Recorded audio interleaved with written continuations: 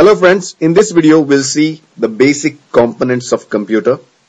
So what are the basic components? Components are the parts of the computer which we can see.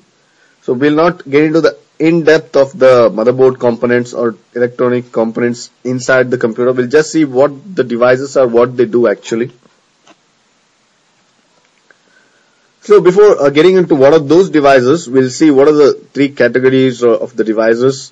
So that would be input unit. This block diagram explains what are the different categories. Like there are three units: input unit, processing unit, and output unit.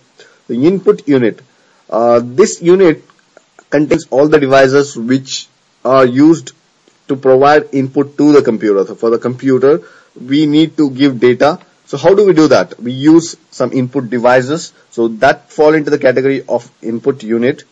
And we also have processing unit. That unit contains mainly a chip which is like human brain. It can calculate, it can do arithmetic and logical operations. As we have said here, ALU, the meaning of ALU is arithmetic and logical unit. And we also have a memory unit which will save some data before the calculation, and which will also have control unit. So this control unit controls all the operation of brain. So the entire process is because of a processor in the computer. It's also called a CPU. It's the brain of the computer. We know that human beings have brain, so we think, we calculate everything in the brain. Similarly, computer calculates everything in the processor. We also have an output unit which contains a few devices which are used to get the output from the computer. So whenever you calculate something, you do something, you make a drawing, everything, it needs to be displayed or given as an output to a person. So we use a lot of devices as output devices. So these are the categories and the devices which come under the categories. The keyboard, as we know, has many keys used for input to enter the values, numbers, keys, symbols, everything. So mouse, we use it to give commands through giving clicks, either right click or left click or scroll. So we use it to provide commands to the computer. Scanner is a device which converts a hard copy into soft copy. I'll let you know what hard copy and soft copy after a few slides. So we also have a webcam. Webcam is used to capture images, capture video. You can also use this for capturing video and talking to other person on the other part of the world through internet. If you want to do video chatting, you can do it. You want to send your own photo, you can send it using a webcam. It's like a camera, but we call it webcam because it's very famous for the internet, World Wide Web. So the other input device is joystick. There are a lot of devices. I have listed only few here. So joystick is one more device which is used for gaming. So many people would like to play games with computer, so they use joystick. These joysticks are very handy devices which looks like probably a gun or a steering of a computer of a car. It looks like a steering of a car. Okay, these are all used for gaming, joysticks. And we have a processor. Processor is a chip. It's also called as CPU, Central Processing Unit. It's a chip inside the computer motherboard. So motherboard is inside the computer case. We see what the computer case is. So it's a very small chip of around 2-inch width and height, or maybe 1.5 inch, almost on the same sizes. So this is a brain of the computer. So it calculates arithmetic calculations, logical calculations, it controls the computer components, everything it controls. So processor is like a brain of the computer. So then we have some output devices. The monitor, so which is a screen, TV-like screen, which provides us the output. And a projector, it's usually you're seen in a movie theater where the movie is projected on a screen, a wide screen. So similarly, you can also have a mini projector at home and project it on the wall, or maybe a screen, wide screen, and view it like a home theater.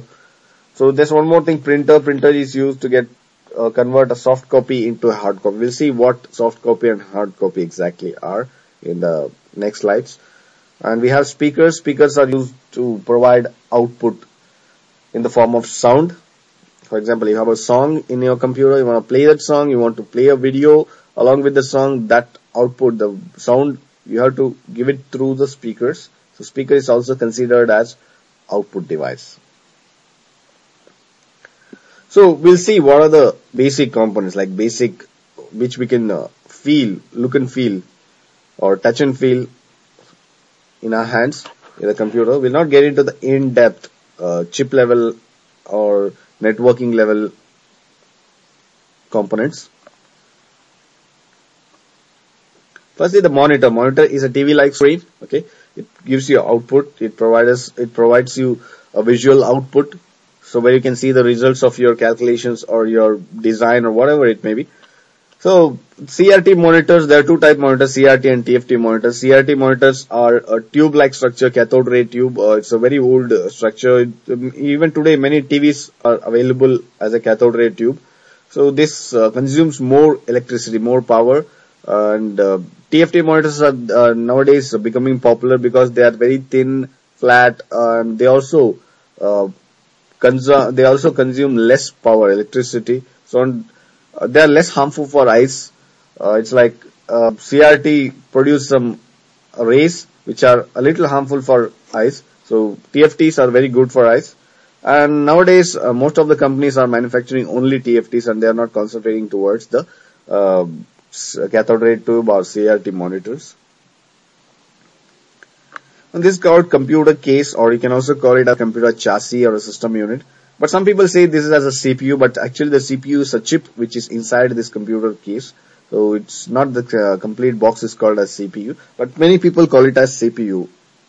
So this contains a lot of devices, a lot of hardware inside it, electronic components, and we have some compartments here. You can see it's like 1, 2, 3, 4.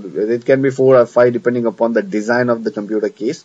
So every computer case contains a compartment like this, and the DVD writer or the DVD drive will be situated somewhere here in the 4 compartments. Anyway, it can be anywhere depending upon how the person who assembles your computer or sells your computer might have arranged that DVD drive. In few days ago, there was floppy disk available, floppy drives. Now it's obsolete. It's not in the market anymore, the floppy drives. So there was an option of floppy disk drive here. Now it's not there anymore. And we have 2 buttons here, main buttons. One is power button, one is reset button. Power button is to switch on the computer.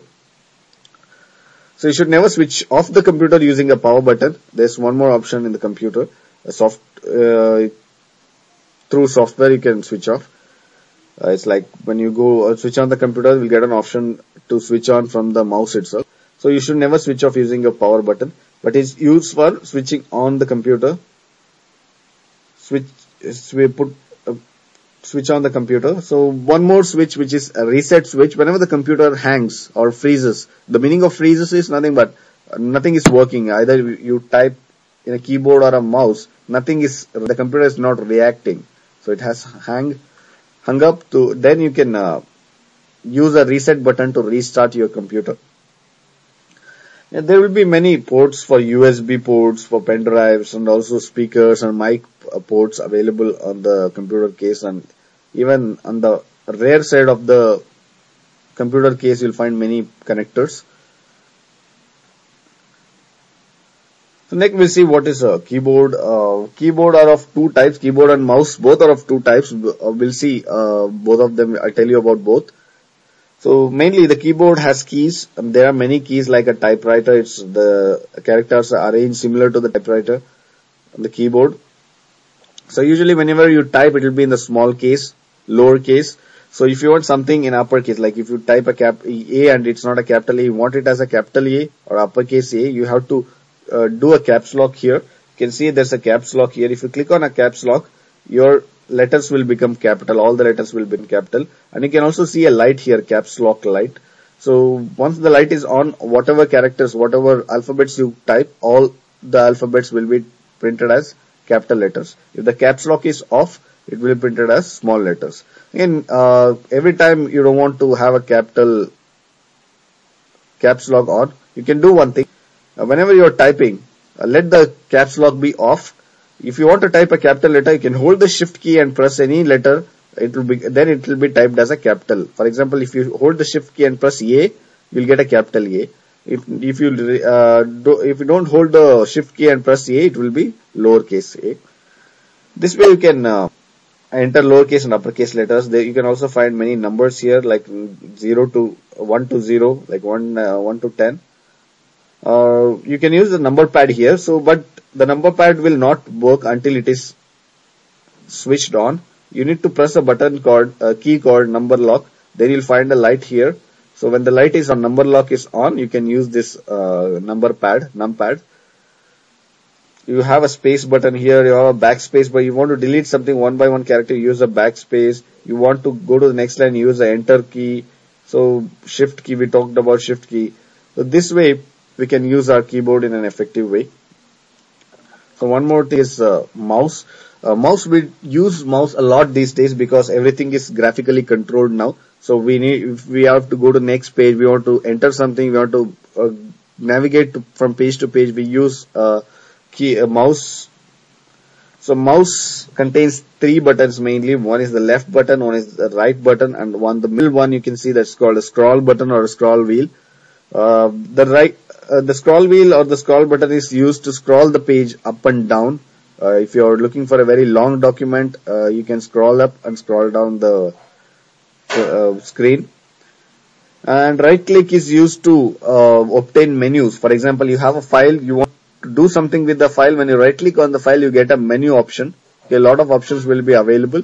And if you want to select the option, you need to use a left click. You can see the left click, and most of the times we will be using left clicks because most of the times we need to navigate from one page to other page. We need to one window to other window. We need to start the to switch off the computer. We need to select a program. We need to start a program. We'll use a left key more for selecting any option.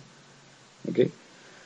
So there are 2 types of keyboards and mouse, wireless and wired. A wireless mouse will not be connected to the computer through the wire, and wired mouse will be connected through wire. So the advantage of wireless mouse is you can carry it at a longer distance from your computer. It's not too long, but again there's some limit, and it's very free to use because it doesn't have wires connected. Both the keyboard and the mouse wireless. One disadvantage about that is you have to put a cell or a battery to the wireless keyboard and mouse because they have to run with a power electricity. You cannot provide when there is no wire, so you need to put batteries or cells. And there will be one more device called transceiver, which takes the signals from this wireless keyboard and mouse and provides to the computer, and that need to be connected in the computer case. So this way you can use your wireless. There's always an advantage and disadvantage about this because you need to use batteries or cell. The batteries might become low, so you need to change the batteries. Okay. So printer is used to convert a soft copy into hard copy. What is soft copy? Soft copy are the files which are inside the computer, or inside a pen drive, or inside a CD.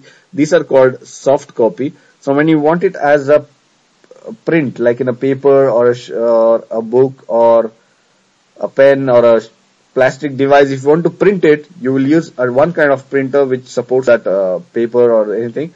So that will be converted to hard copy. You can touch and feel later the paper. So it's called hard copy. So whenever you have a data in a computer you want to print, when the data is inside the computer, it's called soft copy. When it's printed, or when you print it on a paper or a mug or a t-shirt, it will be a hard copy of your data.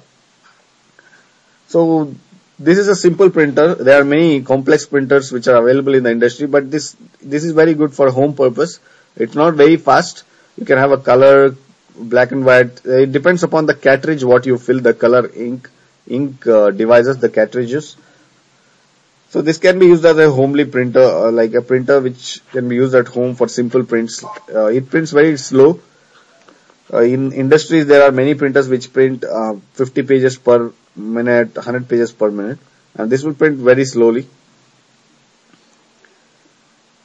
Scanner is a device to convert a hard copy into a soft copy. So as I told you, hard copy will be in the form of a t-shirt or maybe on a paper, different devices. If you want to convert that into a soft copy, make a file in your computer or send it through email, you need to make it a soft copy. If you have a very old photo which doesn't have a soft copy and you have it in a hand like a paper, you can scan it and send it to a friend. You can edit the photo later. This way you can use scanner as a input device. So we have webcam. Webcam is used to capture pictures, videos, and you can chat on online video. You can do video chatting using webcam. So this is a very important device. Nowadays it's very popular. In almost all laptops you'll have a webcam inbuilt. Okay. Friends, in this video we'll learn about the basic components of computers. This is just a first starting video which is not as practical as we think. It's just a theoretical chapter or the theoretical video. We'll see more videos which are more practical and we can learn from those videos. Thank you for watching this video.